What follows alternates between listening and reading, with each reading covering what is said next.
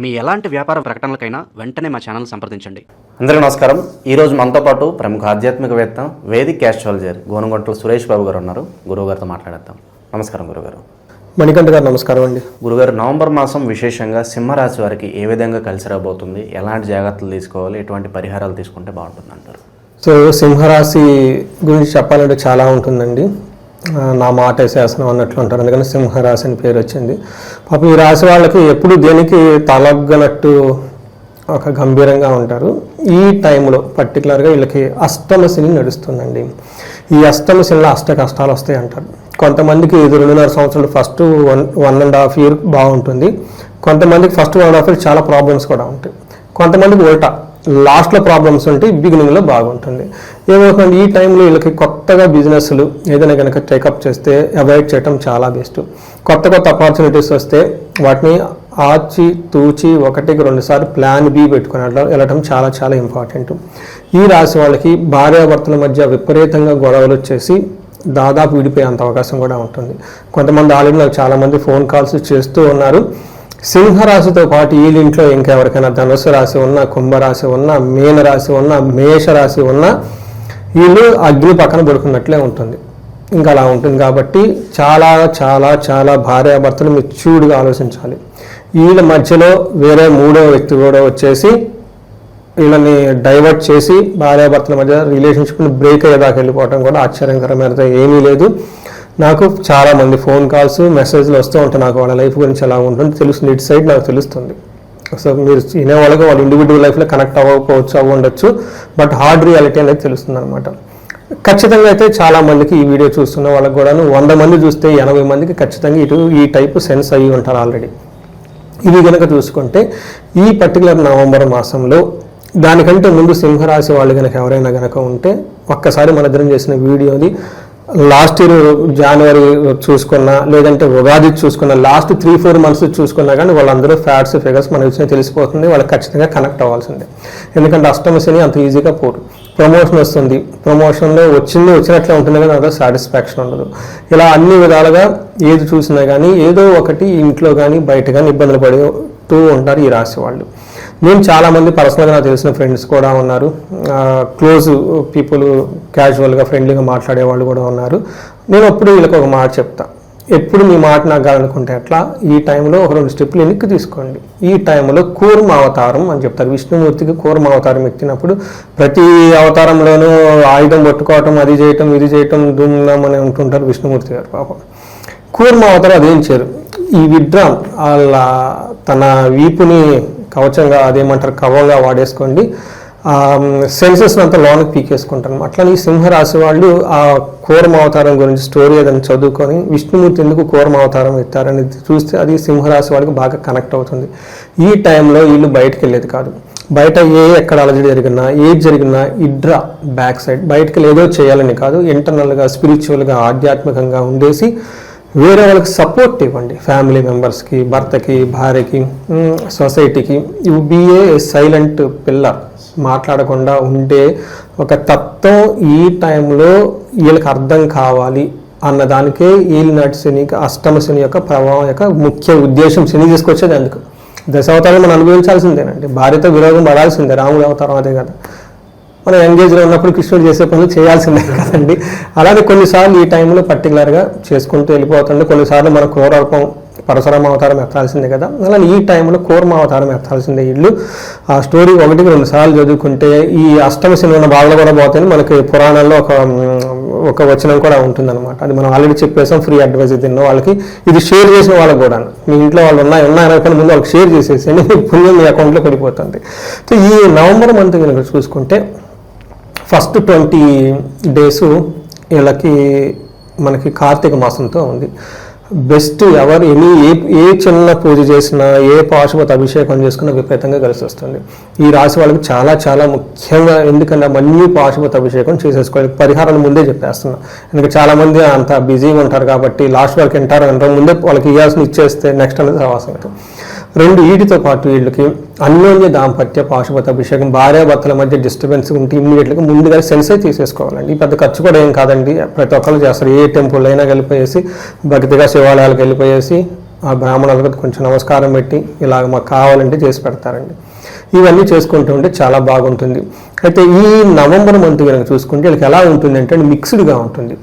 ఇంటి వ్యవహారాలు హ్యాండిల్ చేయలేరు, గొడవలు అవి ఇవి అవుతాయి. కానీ ప్రొఫెషనల్ మ్యాటర్స్లో చక్కగా చేసుకుంటూ ఉంటారు. ఓవరాల్ బ్రాడ్గా కనుక చూసుకుంటే మనం డీటెయిల్స్ చూస్తే సింహరాశి వాళ్ళకి మఖా 1, 2, 3, 4 పాదాలు, పుబ్బా 1, 2, 3, 4 పాదాలు, ఉత్తర ఫస్ట్ పాదం, వీళ్ళంతా మనకి సింహరాశి.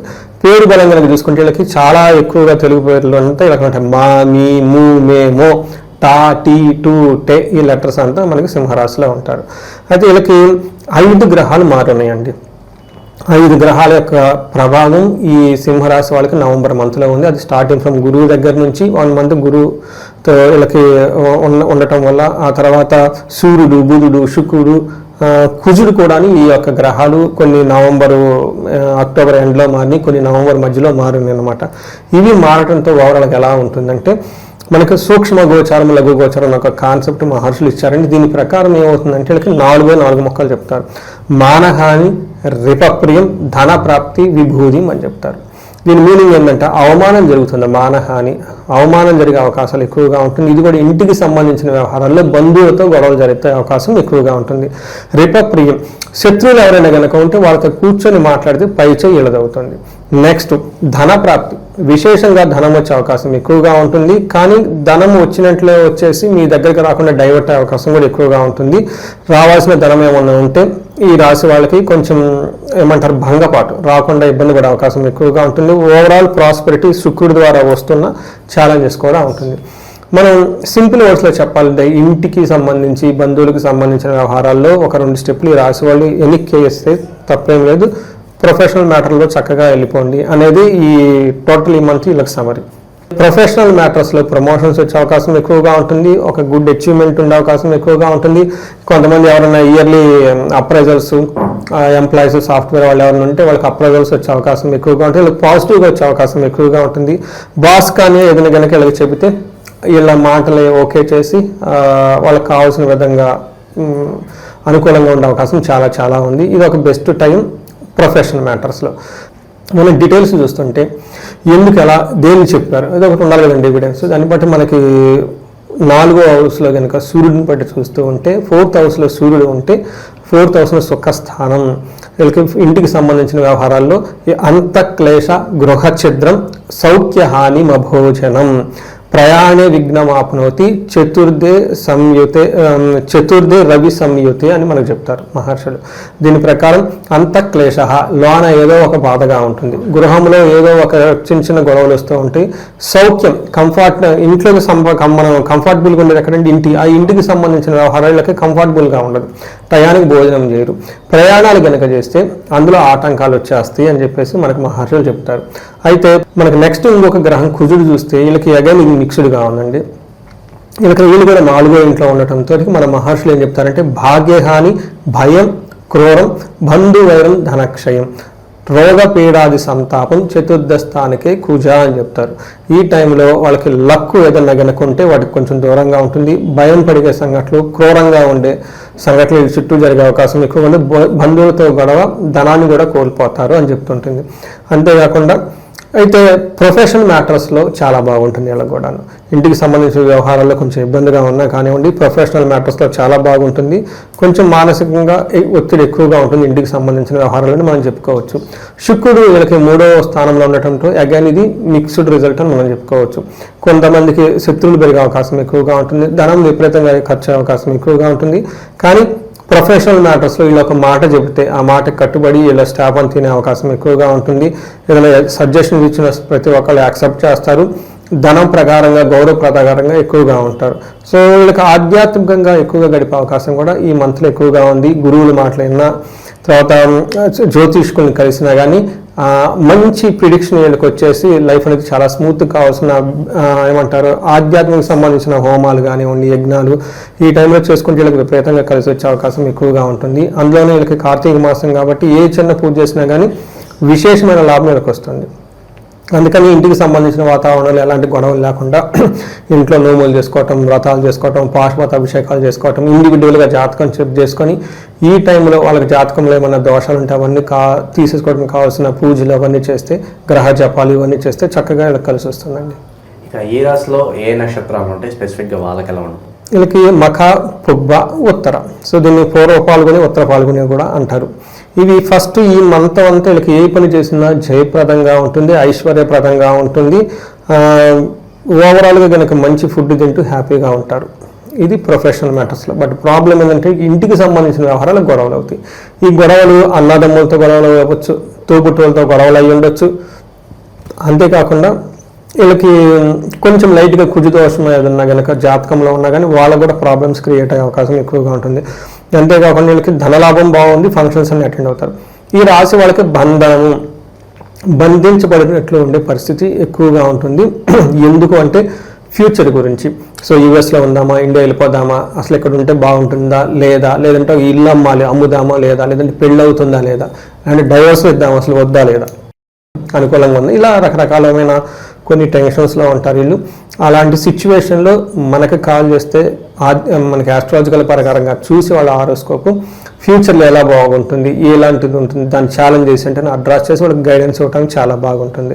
సో ఈ ప్రకారం ఎవరైనా కనుక ప్రాబ్లమ్స్ ఉంటే మనకి కనెక్ట్ అయితే మనకి హెల్ప్ చేయొచ్చు.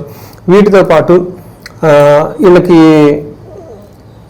గొడవలు అయితే ఉంటాయి. మిగతా విషయాలు కాకుండా ఇంకొక ముఖ్యమైన విషయం ఏంటంటే ఈ రాశి వాళ్ళు రాంగ్ డెసిషన్ తీసుకునే అవకాశం ఎక్కువగా ఉంది. పర్టికులర్గా ఆన్లైన్ ట్రాన్సాక్షన్ చేసేటప్పుడు సాఫ్ట్వేర్ ఇంజనీర్లు అయితే ప్రోగ్రామింగ్ కోడింగ్ అంతా రాంగ్గా చేసే అవకాశం ఎక్కువగా ఉంటుంది. ఎందుకంటే they are very closely related with బుద్ధ ఆన్లైన్ రిలేషన్. తర్వాత లేదంటే ఒక డబ్బులు ఇచ్చేసాయో అనవసరంగా ఇచ్చామే, ఏదో ఒక అనవసరమైన పని చేసి ఇబ్బంది పడి బాధపడే అవకాశం ఎక్కువగా ఉంటుంది. అంతేకాకుండా ఈ రాశి వాళ్ళందరికీ స్త్రీల ద్వారా వాళ్ళ ఇంట్లో ఉన్న ఫ్యామిలీ మెంబర్స్ కానివ్వండి, లేదంటే బయట ఫ్రెండ్స్ కానివ్వండి, స్త్రీల ద్వారా, లేడీస్ అయితే జెంట్స్ ద్వారా వాళ్ళకి ఇబ్బందులు వచ్చి తద్వారా వీళ్ళు ఇబ్బంది పడిపోతారు. సో ఇండైరెక్ట్గా వీళ్ళకి ఇబ్బంది పడే అవకాశం ఎక్కువగా ఉంటుంది. ఈ రెండు గమనించుకొని చక్కగా మనకి కావాల్సిన రెమెడీస్ అవి చేసుకుంటే అట్లీస్ట్ తెలుసుకుంటే ముందు సగం ప్రాబ్లం పోతుంది అనేది మనకి జ్యోతిష శాస్త్రంలో చెప్తారు. ఆ తర్వాత రెమెడీస్ చేసుకుంటే ఇంకా ఈ బాధలు వాటి యొక్క తీవ్రత చాలా తగ్గి లైఫ్ అనేది ముందుకెళ్తుందండి. విశేషంగా ఎటువంటి పరిహారాలు, దైవారాధన కలిసి వస్తాయి అంటారు? వీళ్ళకి శనికి సంబంధించిన సంపూర్ణ శాంతి పూజలు కంపల్సరీ ఎట్టి పరిస్థితుల్లో చేసుకోవాలి. ఇప్పటిదాకా ఎవరైనా చేసుకుంటే చాలా మంచిది. లేకపోతే శనికి సంబంధించిన జపాలు, దానాలు, తర్పణాలు, హోమము ఇవన్నీ చేసుకుంటుంతో పాటు దక్షిణ కాళీ అమ్మవారు అంటారండి. ఈ యొక్క ఉగ్రదేవత ఇది రీసెంట్గా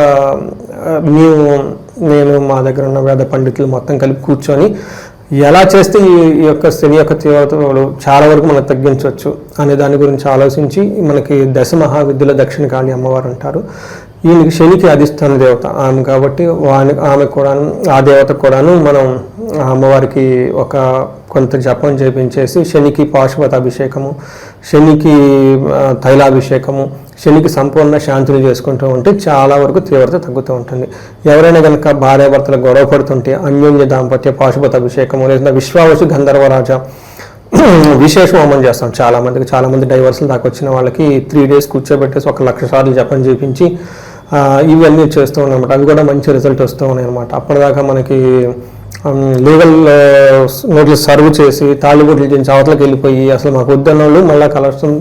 ఇది ఒక మంచి హ్యాపీ ఉంటుంది. ఎందుకంటే డైవర్స్ అనేది అంత ఈజీ కాదండి.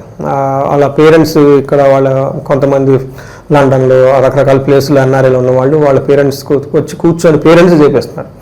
అలా ఇవన్నీ వాళ్ళు చేసుకోవచ్చు.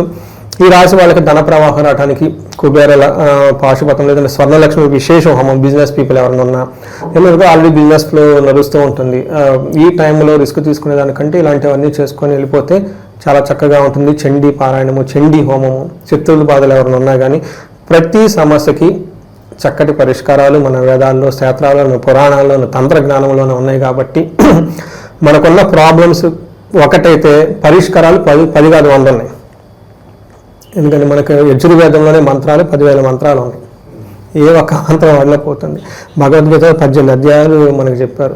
ఏ ఒక్కటి మనం ఫాలో అయినా కానీ మన లైఫ్ అయితే హ్యాపీగా ఉంటుంది. అందుకని చెప్పేసి ఎవరు ఏ ప్రాబ్లమ్స్ ఉన్నాయి ఈ రాశి వాళ్ళు మనకు కనెక్ట్ అయితే we can help them to come out of those problems. We can help them అండి. సో విశేషంగా సింహరాశి వాళ్ళందరూ కూడా నవంబర్ ఎలా ఉంటుంది, ఎలాంటి జాగ్రత్తలు తీసుకోవాలని చాలా బాగా వివరించారు. ధన్యవాదాలు సార్. ధన్యవాదాలండి.